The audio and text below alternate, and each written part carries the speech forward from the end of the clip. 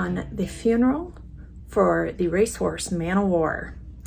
On March 29th, 1917, a chestnut thoroughbred colt was born, sired by Fair Play out of a mare named Mahuba. Bred by August Belmont II and purchased as a yearling by Samuel Riddle, he became one of the most famous horses in America. He lied in state in a casket lined by his racing colors as owner Samuel Riddle's Fairway Farm in Lexington, Kentucky. He had won 20 of the 21 races that he did. The only time he won and was upset was by an actual horse named Upset. So Southern Call says he sparked imaginations, embodied power, dominance, and imperious pride.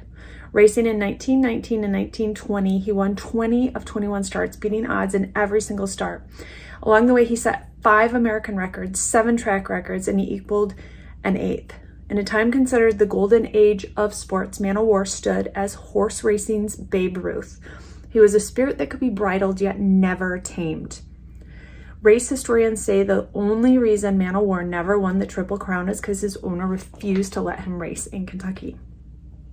His groom and pal, Will Harbut, died in October of 1947, and Man o' War was so heartbroken. He became ill in November and died of what they said was a broken heart on November 1, 1947. He was believed to be the first horse to be embalmed. He required 23 bottles of embalming fluid. Each bottle of concentrated fluid, when diluted, equaled about a gallon. Human bodies only need about 2 to 3 gallons. It took 13 men to lift the horse's 1,300-pound body from his stall with a sling and placed in a 6 by 9.5 by 3.5 foot natural finished oak casket. Lined in owner Samuel Riddle's yellow and black colors, the box was positioned in the center aisle of the barn, and people came through for about 3 days, like calling hours, to view him.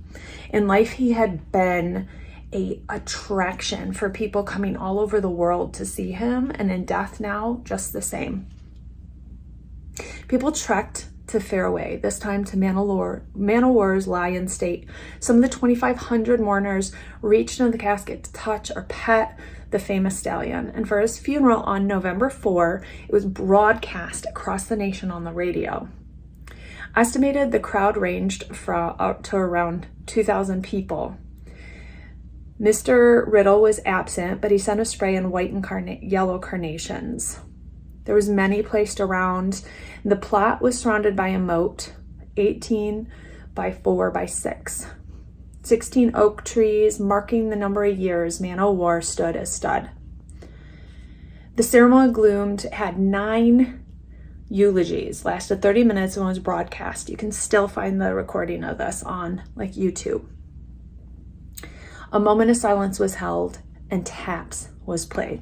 Now, the interesting thing is that 3 decades later, in 1977, Man o' War was exhumed or disinterred.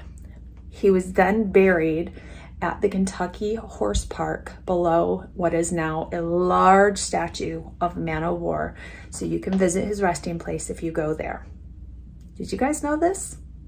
An embalmed horse? Who knew?